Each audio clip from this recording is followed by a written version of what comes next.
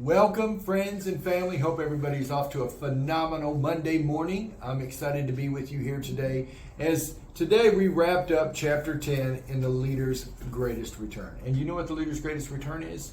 That's you. That's people. People are the leader's greatest return. John Maxwell is a phenomenal leadership trainer, New York Times bestseller, wrote over 100 books. I'm so thankful for John Maxwell. And just so you all know that this Friday, right here at the Elevate office on 1400 Neal Street, we're going to invite you and anybody that you know that may enjoy a day of growth with John Maxwell. We're going to sponsor a live training or a stream training here at the Elevate office. We're going to provide pizza. We'll have some snacks and stuff like that for breakfast. So if you aren't out, if you're out and about and want to just come join us from 9 to 4 on Friday, this coming Friday, you know you're more than welcome to come. We'd love to see you. The Leader's Greatest Return in Chapter 10 talked about the Pareto Principle. Now, I don't know if you've heard of the Pareto Principle or not, but the Pareto Principle says that 80% of things are accomplished by 20% of the people. So an example, in a lot of churches, 80% of the work is done by 20% of the people. And a lot of sales forces, 80% of the sales are accomplished by 20% of the workers. If you had 10 sales agents, 2 are generally going to go a lot further than the other 8. So this is what is considered the Pareto Principle. It was founded by an Italian who did a study to find that out. They actually went on to say, like in the NBA, you had the Celtics and the Lakers that won, like 75% of the championships of all time. So these numbers play out in almost anything. And so John Maxwell helped us take it one step further. And that was realizing, what is your strengths? See, when you're working in your strength and what you're really gifted at and what you're talented at, then that's when you're going to be able to really produce at a higher level. I think about the Bible parable where Jesus came, where the master came, and he gave one person 5 talents, he gave another one 2 talents, and one. And he went away. And when he come back, the one that had the 5 talents done a great, extraordinary job of developing those talents, and he produced 5 more. So he took the 5 talents that were given to him, and reduced double. That was 10. The other one who had 2 did the same. That was 4. And the one that had 1 said, "Man, I heard that you're a hard master, that you reap where you haven't sown. And so I took the talent you gave me and I buried it safely in the ground. So I'd have it to give back to you when you come." And he was very upset because that one guy had buried his talent. Guys, that's not what we want to do. We want to take our strengths and we want to develop them. And we want to multiply them. I think the cool thing when I hear that is, I think God may give us all a certain amount of gifts and talents. It's up to us to do something with those gifts and talents. And so I ask you today, how are you using your gifts? And how are you using your talents? Are you putting them to work?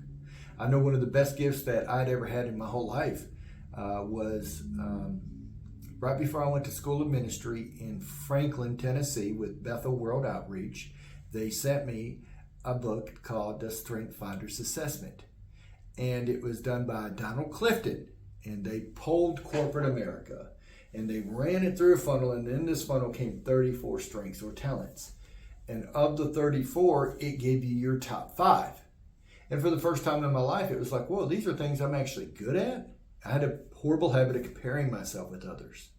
And so I'd look around and think, man, I wish I was as fast as they were. I wish I had as much energy as they have. I wish I was as good as people as they are.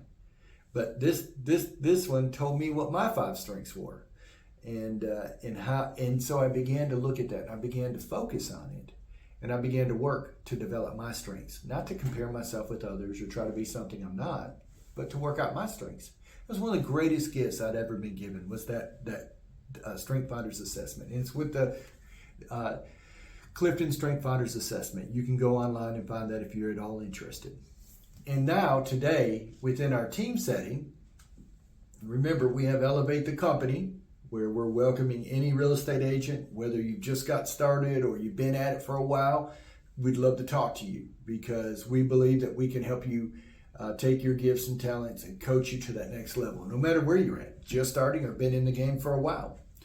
And then we have the team concept here as well, which is something that we originally started about 8-9 years ago. And within the team, whenever anybody comes on, we run them through the Strength Finders assessment. So I hope it helps them some similar ways that it did me, because for the first time in life, I began to develop what I was really good at. I quit focusing at my weaknesses and picking at my weaknesses, and I started working on my strengths. And then I took a real advantage of it. I knew what I wasn't good at, and I would put folks around me. I'd purposely look for people that were more detailed than I was, that was a little better at the detailed work, the paperwork and those things, and put them in there. The ones that were more gifted at administration. I have positivity is it's in my top 10 strengths. And so I see the best in everybody. So I needed people around me that could really look at reality and be an honest assessment of things. I need people around me that are more administrative. I run off and forget things all the time. So I need administrative people that are systems minded. So that's a big advantage. Guys, I want you to look at the Pareto principle in your life. What are the things that give you the greatest joy, the greatest fulfillment, that you love to do, that you have passion when you're doing it, and they give you a good return? Like you get a good significant return out of it. It doesn't have to be money. It doesn't have to be monetary. It can be anything that you see that you can develop and bring a return on it. And I want you to think about this one last thing. As we read through the book, it talked about James Clear, and James Clear talked about the 1% rule. Just getting 1% better at something every day can really cause you to have a significant future. Like it may not show itself today, but after 1 year, 2 year, 3 year, 4 year, 5 years, 6 years, 7 years, that 1% growth and improvement on something can really set you apart from others. So a lot of times the battle doesn't go to the one who's the most talented. It goes to the one who's the most committed, the one that's crazy enough to stick with that for years. And before long, by nature, they improve and the others start to fade out.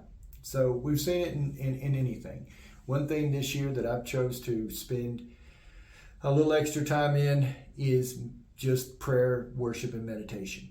I purposed this year to give 3 times a week for a minimum of 20 minutes to prayer, meditation, or worship. And it can be either one of those 3, or it could be all 3 of those at the same time.